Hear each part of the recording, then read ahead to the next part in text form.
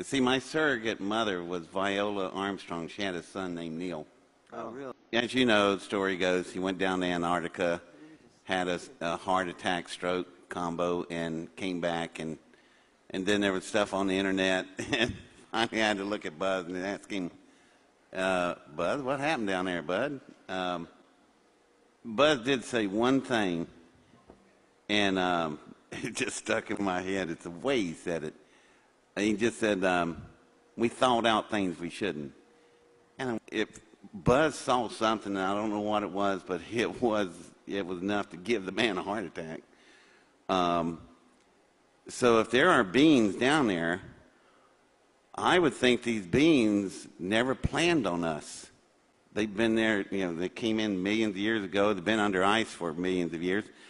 I don't think they were expecting us. Let me ask the thing about Buzz Aldrin, that there was this very cryptic tweet that came out during his stay down there. He said, "We have seen the faces of evil and we're all in danger."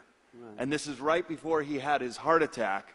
And I can tell you, logistically, to do a medical evacuation from the interior of Antarctica is very difficult and very expensive. So something must have majorly gone wrong. To underscore the fact that when the C-130 crew had dropped them off, they disappeared. And then when they went to try to find them, there was nothing at the National Science Foundation camp at all. Nothing. They were moving. gone. They were dozen totally scientists. gone.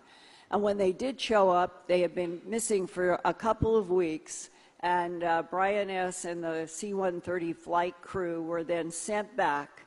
And they were expecting that they would see this group of scientists out to meet their plane, doing this, yelling something.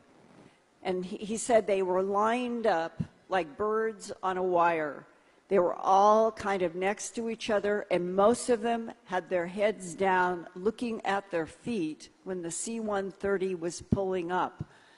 And somebody had to go from the flight crew over to the scientists and direct them to get onto the plane. And they talked about how not one single scientist said one word. Most of them walked with their looking down at the ground. Brian said when they got them loaded up, he said to his flight chief, "What in the world? Where have they been?" And the flight chief said, "I don't know. We can't get a word out of them." And during the flight, Brian went and sat down next to one of the scientists, and he said he leaned over and touched the scientist's knee, and the man never looked up.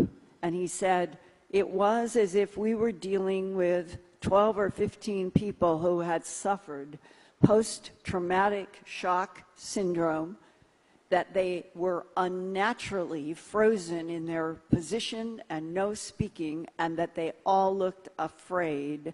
That one of the SEALs that I have talked to that is not in the video said that as they walked for a mile or 2 miles into these very strange created architectures, they reached a point where something started coming through the walls out into the air.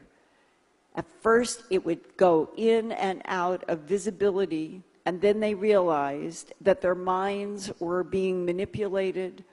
And then when they could see it clearly, and it was coming in and out like a television signal in the air, it appeared to be covered with scales, like an armadillo, the surface of an armadillo.